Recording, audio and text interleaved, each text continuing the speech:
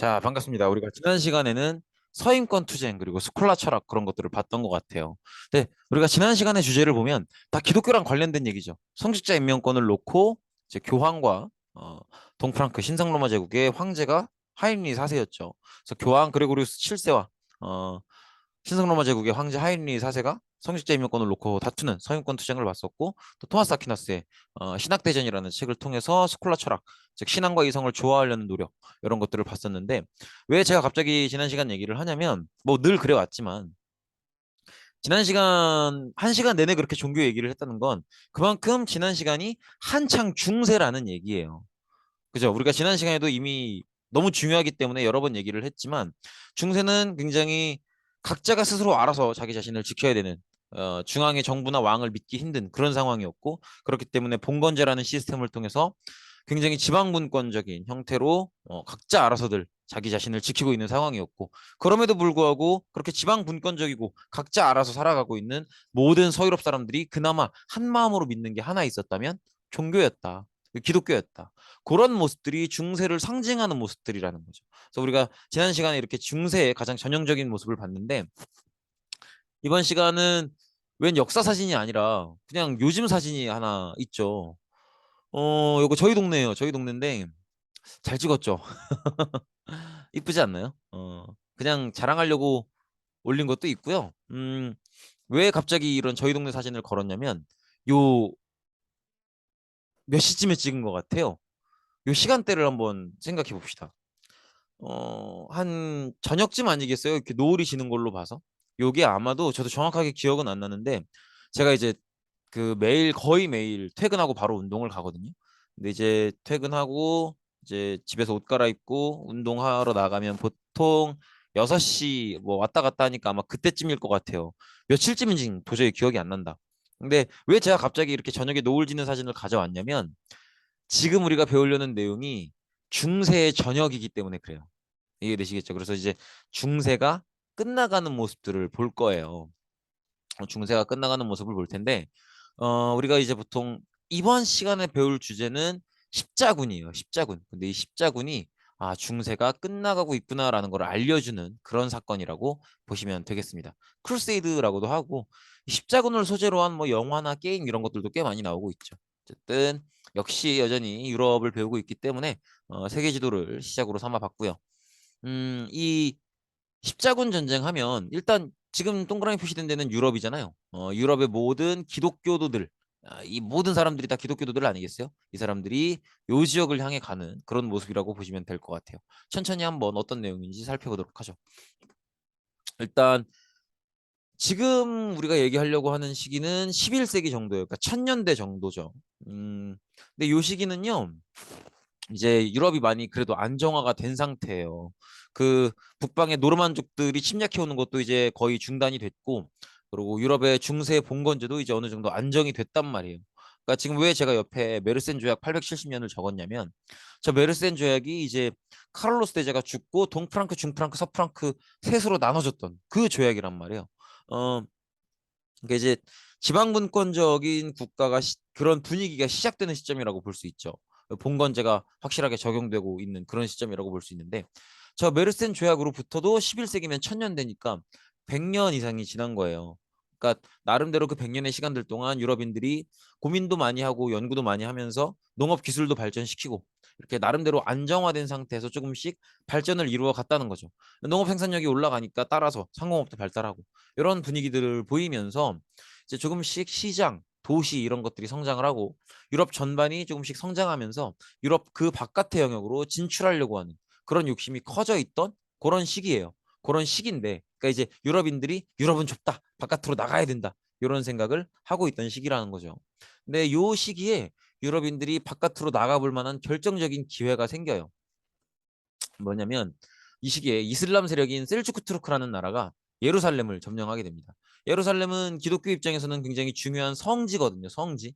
그렇기 때문에 기독교도들 입장에서는 예루살렘을 다른 종교 사람들한테 빼앗긴다는 건 아주 자존심 상하는 일이죠. 반드시 되찾아야 되는 땅이고.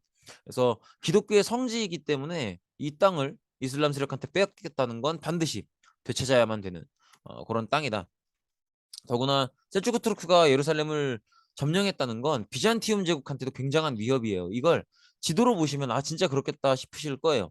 그래서 이따 지도로 볼 텐데 이 정도 되니까 비잔티움 제국의 황제가 로마 교황한테 도움을 요청해요. 근데 이게 왜 하필 로마 교황한테 도움을 요청했을까? 이거를 생각을 해보셔야 돼요.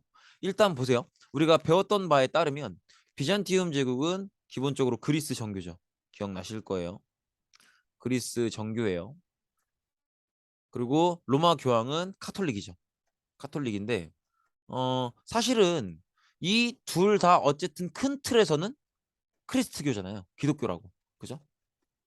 그러니까 비잔티움 황제 입장에서는 로마 교황한테 그렇게 얘기할 수 있는 거예요. 우리가 서로 나는 그리스 정교, 너네는 카톨릭 다르긴 하지만 어쨌든 더 큰 틀에서 보면은 같은 크리스트교 아니냐. 우리 크리스트교가 지금 이슬람 세력한테 위협당하고 있다. 그리고 우리 크리스트교의 성지인 예루살렘이 빼앗겼다. 그러니까 우리 같은 크리스트교 믿는 사람으로서 우리 크리스트교의 성지인 예루살렘을 되찾자. 도와달라. 이렇게 얘기를 하는 거예요. 로마 교황은 이걸 받아들일까요? 안 받아들일까요? 한번 뒤이어서 보도록 하죠. 예루살렘이 어디냐면 여기에요, 여기. 그리고 비잔티움 제국이 여기니까 여기가 이제 비잔티움 제국이니까 예루살렘을 빼앗겠다는 게 상당한 위협이 되긴 하죠. 바로 올라오면 바로니까. 그래서 비잔티움 제국 입장에서는 예루살렘을 빼앗겼다는 게 같은 예수님 믿는 사람으로서 성지를 빼앗겼기 때문에 반드시 되찾아야 되는 땅이기도 하고 또 정치적으로 봐도 예루살렘을 빼앗긴 것 자체가 비잔티움 제국에는 굉장히 큰 위협이 되는 거죠. 그래서 이제 로마 교황한테 도와달라고 했던 거죠. 그래서 로마 교황은 이때 내가 지금 이 비잔티움 황제의 도움 요청을 받아들여서 도와주면 저쪽은 그리스 정교고 우리는 카톨릭인데 요걸 통합할 수 있는 굉장히 좋은 기회가 되지 않을까 이렇게 생각을 해요. 그래서 로마 교황이 어, 유럽 곳곳을 돌아다니면서 유럽 곳곳을 돌아다니면서 유럽에 퍼져 있는 그 많은 그리스도교 신도들한테 지금 우리의 성지인 예루살렘을 빼앗겼다. 우리 비잔티움 제국을 도와서 군대를 이끌고 가서 우리의 성지인 예루살렘을 되찾자. 이런 식으로 막 호소를 해요. 막 가자고. 그럼 사람들은 호응을 할까 안 할까? 호응을 하는 거예요. 왜 호응을 하냐면 사람들 다 나름대로 일단은 이건 예수님을 위한 전쟁이잖아요. 예수님의 땅인 예루살렘을 되찾는 거니까. 그러니까 혹여나 싸우다가 죽더라도 천국을 갈 거라는 믿음이 일단 있고요. 근데 그건 우리가 듣기에는 조금 허황된 느낌은 있죠. 근데 그래도 이 사람들은 진심이었어요. 그렇기도 하고 또 각자 나름대로 현실적인 이유가 있었던 게 상인들 같은 경우에는 이게 상권을 확장할 수 있는 기회라고 봤고요. 기사나 제후들 같은 경우에는 그쪽 비잔티움 제국 쪽의 영토를 더욱더 확장할 수 있는 기회라고 봤어요. 그렇기 때문에 천국에 가고 싶다라고 하는 종교적인 어떤 의도도 있고 그다음에 이런 상인들은 상권을 확장해야 되고 기사나 제후들은 영토를 더 넓혀야 된다라고 하는 현실적인 이유도 있고 해서 많은 사람들이 이 교황에 같이 예루살렘으로 가자라고 하는 이 호소에 호응을 하게 됩니다. 그래서 교황 뜻을 따라서 십자군에 참여를 하는 거죠. 그래서 한 200여 년 동안 8번에 걸쳐서 원정을 시도해요. 근데 뭐 물론 뭐 1차 원정, 2차 원정부터 8차 원정에 이르기까지 많은 사연들이 있어요. 근데 그 사연을 우리가 다 공부할 수는 없고 우리가 중요하게 봐야 될 건 결과예요, 결과. 8번이나 걸쳐 시도를 했지만 첫 번째 때 예루살렘을 되찾은 거 말고는 그 1차 원정 때 예루살렘을 되찾은 것도 결국 다시 빼앗기고요. 결과적으로는 어쨌든 모두 실패하게 됩니다. 중요한 건 패배하고 실패했다는 거예요. 이게 중요해요. 실패했다는 거. 그래서 1096년부터 1272년까지 우리나라로 치면 고려 말기예요. 이 시기에 8번에 걸쳐서 원정을 시도했지만 결국 십자군 전쟁은 목적한 바를 즉 예루살렘을 되찾는다라고 하는 목적을 성공하지 못하고 모두 실패하게 됩니다. 자 그러면 이제 중요한 건 십자군 전쟁을 가서 실패했잖아요. 이 실패했다는 게 어떤 결과를 불러올지를 생각을 해봐야 돼요. 자 일단은 누구의 권위가 하락했겠어요? 이거 처음에 가자고 한 사람 누구야? 교황이잖아요. 교황이 분명히 얘기했다고. 이건 예수님을 위해서 전쟁을 하는 거기 때문에 예수님께서 신의 힘으로 지켜주실 거다. 그렇기 때문에 우리는 절대 패배할 리가 없다. 이렇게 얘기를 했단 말이에요. 근데 막상 가니까 안 됐잖아요. 그럼 민망해 주는 건 교황이죠. 그러니까 교황의 권위가 크게 떨어질 수밖에 없죠. 저 사람이 가자 그래서 갔는데 다 망했단 말이에요. 그럼 저 사람의 권위가 떨어질 수밖에 없는 거죠. 바로 그 사람이 교황인 거죠. 그리고 십자군 전쟁에 결국 참여하는 건 기사들이거든요. 이 기사들, 이 기사들의 세력이 크게 약화될 수가 밖에 없죠. 왜냐하면 가서 싸우다 죽어도 기사들이 죽는 거니까. 그래서 이 기사들의 어떤 세력이 굉장히 약화되는 그런 모습을 볼 수가 있고요. 네, 하나 얻은 게 있다면 지중해 무역권을 유럽이 장악을 하게 돼요. 이게 이제 가장 큰 소득이에요.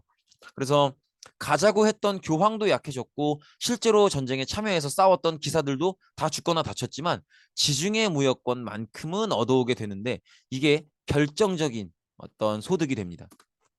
그래서 요 바다가 지중해예요. 이 지중해 무역권을 얻어오게 된 거죠.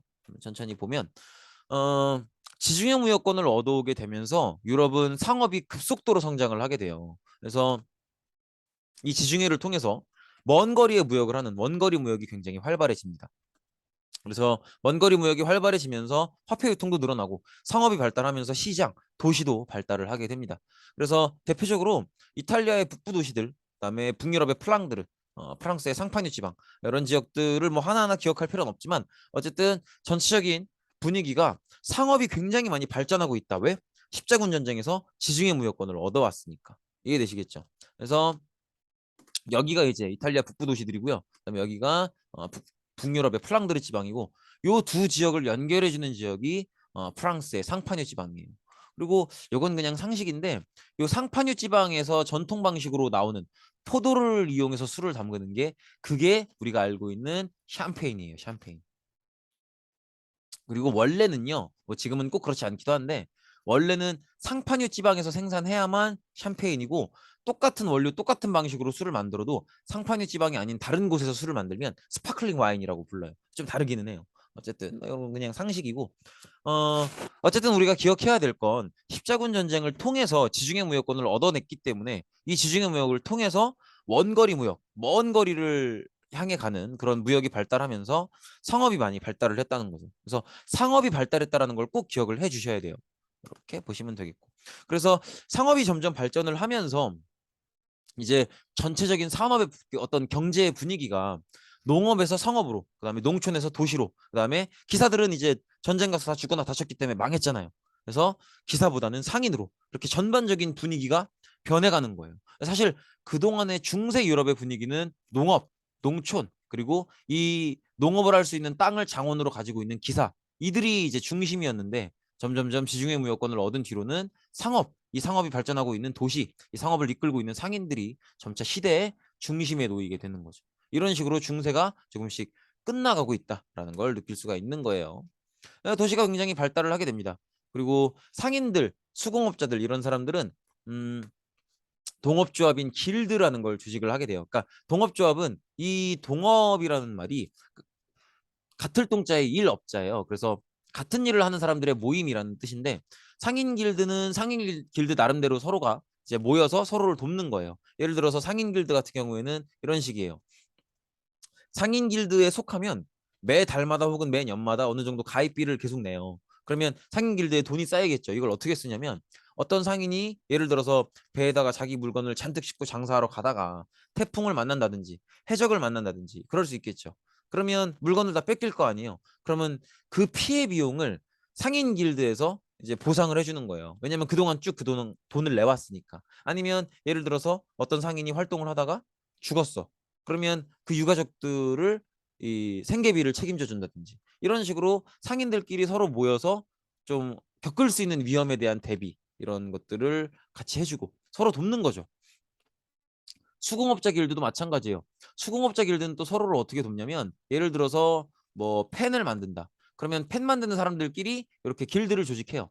그래서 예를 들어서 만약에 뭐 인천 서구가 있고 뭐 다른 동네가 있어요. 그러면 서구에만 펜 파는 사람이 막 3명, 4명 되면 과열 경쟁이 이룰 거 아니에요. 그러니까 굉장히 경쟁이 심해질 거 아니야. 그럼 서로 막 가격 낮추려고 막 그러겠죠. 사람들한테 팔려면.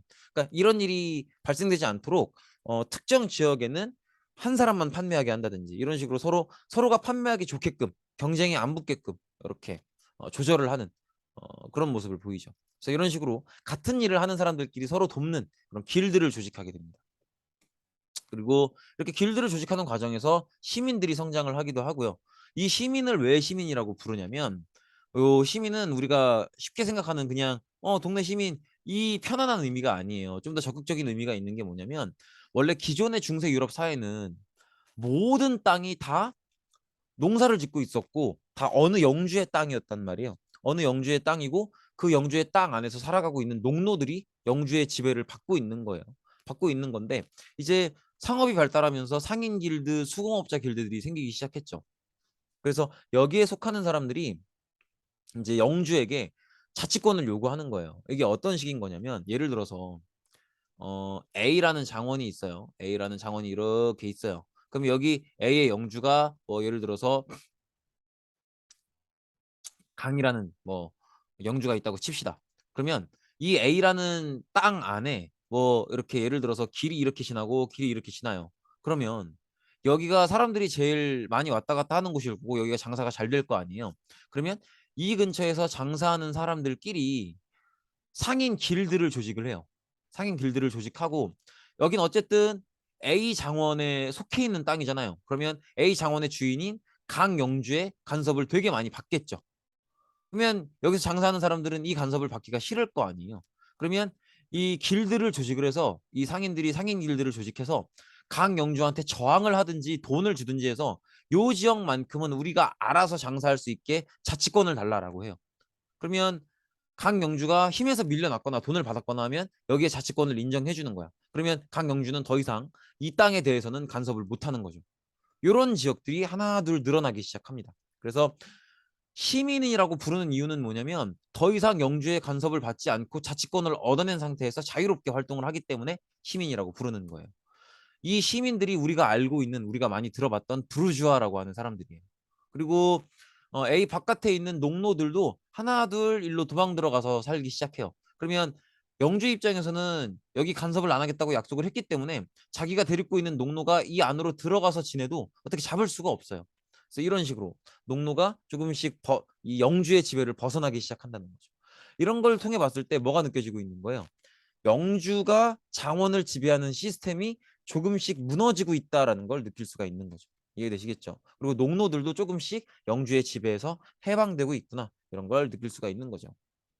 그리고 지금 이런 게 예를 들어서 그 옆에는 B 장원이야. 그럼 B 장원에도 이런 식으로 길이 있어요. 그럼 여기서도 똑같은 현상이 벌어지겠죠. 그럼 이 도시들끼리 동맹을 맺어서 영주들이랑 저항할 때, 영주한테 저항할 때 힘을 합쳐서 저항을 하는 거예요.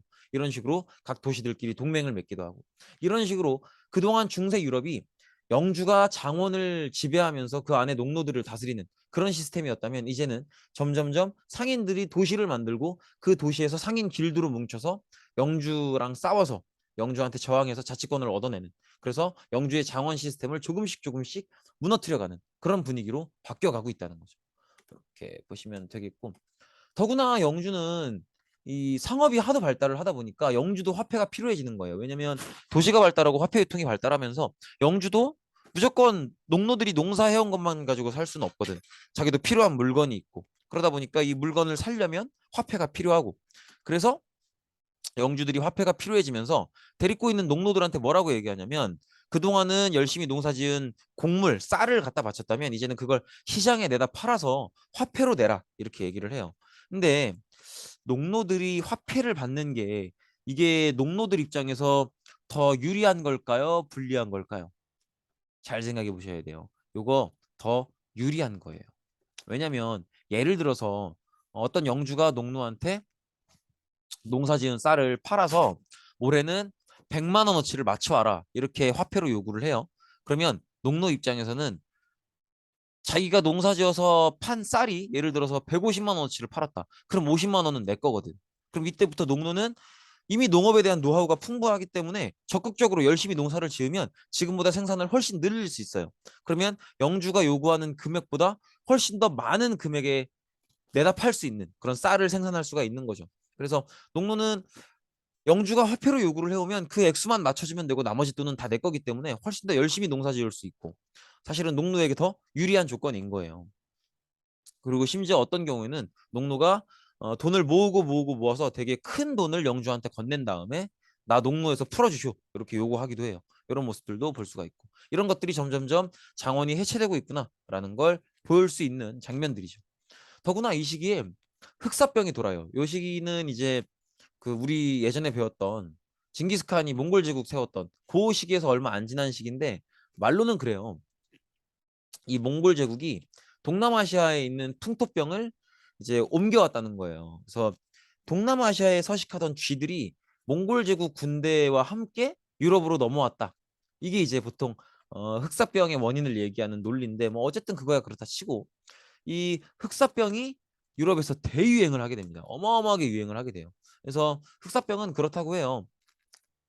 흑사병에 걸리면 되게 열도 많이 나고 그다음에 피부에 처음에는 붉은 반점이 생긴대. 근데 이걸 냅두면 점점 좀 까맣게 썩어 들어가는 거죠. 그래서 사람이 죽는다고 하는데 지금은 이제 이 흑사병을 일으키는 바이러스를 완전히 잡았다고 해요. 그래서 인류 역사상 이제 사라졌다고 얘기는 하는데 어쨌든 이 흑사병이 굉장히 크게 유행을 해서 어마어마하게 많은 인구가 죽게 됩니다. 지금 이 그래프를 보면 각 지역의 색깔이 빨갈수록 더 많은 사람들이 죽은 거거든요. 그러니까 어마어마하게 많은 사람들이 죽었다는 걸 알 수 있죠. 그래서 유럽 전 인구의 거의 한 3분의 1이 사망을 하게 돼요.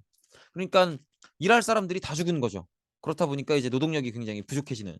그래서 농노가 굉장히 귀한 거예요. 그래서 영주 입장에서 농노를 잘 대접해주지 않으면 농노가 나한테 이따위로 돼? 나 그러면 여기 벗어나서 그냥 도시로 가버릴래. 이렇게 해버리면 영주는 이제 일할 농노가 없어지는 거죠. 이해되시겠죠? 그래서 영주들이 농노가 안 삐지게 하기 위해서 안 그래도 농노가 부족하니까 얼마 안 남은 농노들을 대우를 해줘야 일을 열심히 할 거란 말이에요. 도망 안 가고. 그렇게 하기 위해서 농노들한테 대우도 굉장히 좀 잘해주려고 노력을 많이 하게 됩니다.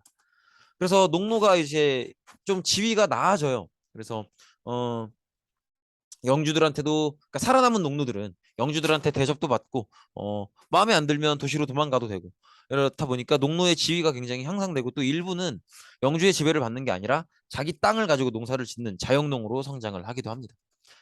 하지만 일부 멍청한 영주들 같은 경우에는 이렇게 농노에 대해서 오히려 더 속박을 강화하기도 해요. 근데 이제 이런 경우에는 여지없이 이런 반란을 불러일으키죠. 그래서 프랑스에서는 자크리의 난, 영국에서는 와트 타일러의 난 이런 반란들은 전부 다 시대 흐름에 맞지 않게 영주들이 농노를 더욱더 옥죄고 더 많은 비용을 요구하고 더 뜯어갈라 그러고 이러니까 농노들이 반란을 일으키는 거죠. 이런 경우도 있었다. 근데 이런 경우는 되게 예외적인 경우고 보통은 다 이런 식으로 흘러갔다는 거예요. 흑사병으로 많은 사람들이 죽었고 살아남은 사람들의 노동력이 귀해지기 때문에 잘 대우해 줄 수밖에 없고 그래서 농노의 지위가 더욱더 그러니까 농노가 살기가 더 나아지는 그런 모습을 볼 수가 있다는 거죠. 정리를 해보면 십자군 전쟁이 터지고 나서 교황도 약해졌고요. 그 다음에 전쟁에 직접 참전했었던 제후들이나 기사들도 약해졌고요. 대신에 지중해 무역권을 얻어냈기 때문에 상공업 도시들이 발전을 했죠. 그래서 도시와 시민이 성장을 했고 이들끼리 서로 돕기 위해서 길드가 형성됐죠. 그래서 이 길드를 통해서 영주로부터 도시의 자치권을 얻어냈고 또 도시로 도망가서 자유를 얻는 농노들도 증가하면서 조금씩 영주의 장원이 조금씩 해체되어 가는 모습을 보였죠. 더구나 여기에 흑사병이 유행을 하면서 인구가 굉장히 줄어들었고 그렇기 때문에 노동력이 귀해지면서 살아남은 농노에 대한 대우가 더 나아졌고 이런 모습들을 볼 수가 있죠. 그래서 일부 영주들 같은 경우에는 원래는 사실 시대 흐름은 농노한테 잘해주는 게 시대 흐름인데 여기에 역행해서 일부 영주들 같은 경우에는 이렇게 농노들한테 더 많이 괴롭히고 더 옥죄고 이런 모습을 보였지만 이 경우에는 여지없이 농민 반란이 터졌다. 이 정도를 생각하시면 되겠죠. 그래서 이런 흐름들을 봤을 때 조금씩 영주가 지배하는 그 장원 시스템, 그 시스템들이 해체되고 있다라는 걸 느껴주시면 되겠죠. 그래서 봉건제가 해체되고 있다. 이렇게 느껴주시면 될 것 같아요. 그리고 봉건제가 해체되고 귀족이 약해지면서 조금씩 왕권이 강해지기 시작해요. 그러니까 사실 모든 어느 나라나 국가는 이런 구조라고 보시면 돼요. 왕이 있고 그다음에 귀족이 있고 그다음에 일반 백성이 있는 건데 사실 왕과 귀족은 늘 권력 경쟁 관계예요. 그래서 귀족의 권력이 세지면 왕이 약해지는 거고요. 왕의 권력이 세지면 귀족이 약해지는 거고 이런 흐름인데 사실 중세 유럽 내내는 왕이라는 존재가 없는 건 아니지만 아무도 신경을 안 쓸 정도로 왕권이 극도로 약해져 있었죠. 근데 이제 십자군 전쟁 이후에 제후와 기사들이 약해지고 그다음에 상업이 발달하면서 영주 장원제가 해체되고 이러면서 귀족들이 약해지기 시작하는 거죠. 귀족들이 약해지면서 왕권이 성장하기 시작하는 거예요. 그래서 이렇게 보시면 되겠고. 그리고 또 특히나 왕들은 어떤 식으로 자신들의 왕권을 강화하냐면 지금 이 귀족이라고 불리는 사람들은 결국 다 어느 땅의 영주들일 거거든요. 그럼 이 영주랑 대립하는 사람이 또 누가 있어요? 왕 말고. 시민이 있죠, 시민. 그죠? 상인 길드를 조직해서 영주로부터 자치권을 얻어내는 싸움을 하고 있었던. 시민들이 있단 말이에요. 그러니까 왕과 시민이 편먹고 귀족과 경쟁을 하는 거예요. 그러니까 약간 이런 구도가 되는 거지. 왕과 시민이 힘을 합쳐서 귀족을 상대하고 있는 그런 느낌인 거죠. 그래서 이런 식으로 왕권이 조금씩 더 강화되는. 그리고 또 왕은 왕답기 위해서는 이 두 가지가 필요해요. 관료제와 상비군. 관료제는 아시죠? 관리들. 그다음에 상비군은 뭐냐면 항상 준비된 군대라고 생각하시면 돼요. 그래서 이 두 가지가 왕으로서는 꼭 필요하죠. 어, 근데 이거 관료도 그렇고 상비군도 그렇고 다 사람이잖아요. 이 일을 시키려면 돈을 줘야 된다고. 그죠? 근데 그 돈을 이제 상업을 해서 돈을 많이 번 이 시민들한테 도움을 받는 거죠. 이해되시겠죠? 이렇게 보시면 됐고, 그러면 이제 각 사람들의 입장을 보면 영주는 강해졌어요, 약해졌어요? 십자군 전쟁 이후로 계속 약해지고 있는 모습이죠. 시민은 어때요? 더욱더 강해지고 있는 모습이죠. 그래서 이 두 가지가 합쳐지면 왕권이 성장하는 그런 모습이라는 거죠. 그래서 시민은 왕에게 세금을 내고 왕은 시민의 상업 활동을 도와주고 이런 노종의 관계를 맺으면서 왕권이 성장하고 있다. 이렇게 보시면 되겠죠. 구체적인 사례로 보면 프랑스랑 영국의 경우인데요. 프랑스랑 영국은 14세기 무렵부터 100년 전쟁을 펼치게 돼요. 근데 실제로 100년 내내 전쟁을 했던 건 아니고 이제 전쟁을 하다 안 하다 하다 안 하다 이런 식인데 처음 전투와 마지막 전투가 100년 정도 그 시간이 100년 정도 걸렸기 때문에 100년 전쟁이라고 부르는 거예요. 그래서 사실 이 전쟁이 벌어진 이유는 굉장히 다양해요. 왕위 계승 분쟁의 문제도 있었고요. 그리고 플랑드르 지방을 누가 차지할 것인가의 문제도 있었고요. 굉장히 다양한 원인으로 인해서 영국과 프랑스 사이에 전쟁이 벌어지게 됩니다. 그래서 이 둘이 전쟁을 벌이게 되는데 뭐 중간에 복잡한 전쟁의 과정을 다 여기서 얘기하기는 어렵고 어쨌든 프랑스가 최종적으로 승리를 하게 됩니다. 그래서 프랑스는 여기서 승리하고 더욱더 중앙 집권 국가로서의 발전을 할 수 있는 발판을 마련하게 되는 거죠. 그리고 영국은 이제 100년 전쟁에서 패배하게 되는데 일단 어 100년 전쟁에서 이겼든 졌든 영국과 프랑스 모두 왕권이 성장한 건 맞아요. 왜냐면 이거는 국가와 국가 간의 싸움이죠.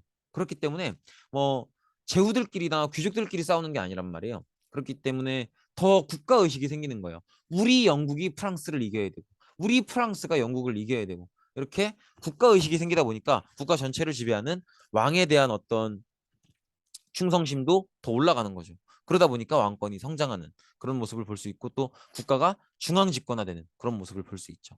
왜냐하면 아까 얘기했다시피 영국은 영국 나름대로 중앙 집권을 통해서 하나로 뭉쳐야 프랑스를 상대할 수 있고 프랑스도 마찬가지죠. 중앙 집권 국가를 통해서 한데 뭉쳐야 영국을 상대할 수 있단 말이에요. 이게 서로 전쟁을 통해서 각자의 어떤 왕권이 더욱더 성장하는 그리고 중앙 집권 국가로서의 토대가 마련되는 그런 모습을 볼 수 있다는 거죠. 그리고 이 전쟁에서 영국이 지는데요. 영국은 또 그 와중에 이 전쟁 끝나고 나서 자기네 귀족 가문들끼리 또 싸워요. 그래서 이걸 장미 전쟁이라고 하는데 이제 결국에는 왕위 계승 문제 때문에 싸운 거예요. 그래서 왜 장미 전쟁이라고 하냐면 이때 싸운 가문이 랭커스터 가문, 요크 가문 이렇게 두 가문인데 이 두 가문 다 가문의 상징에 장미 그림이 이런 식으로 들어가요. 그래서 이 장미 그림을 따서 장미 전쟁이라고 합니다. 그리고 장미 전쟁은 되게 특이한 전쟁인 게 왕도 여기에 개입을 안 했고요. 그리고 일반 귀족이 아닌 일반 평민들도 건드리지 않았어요. 그래서 일반 평민들한테는 거의 피해를 주지 않고 귀족들끼리만 싸운 그런 전쟁이에요. 그렇기 때문에 어떤 사람들은 장미 전쟁에 되고 그런 얘기도 해요. 영국의 귀족들이 자기 몸에 스스로 수술을 했다.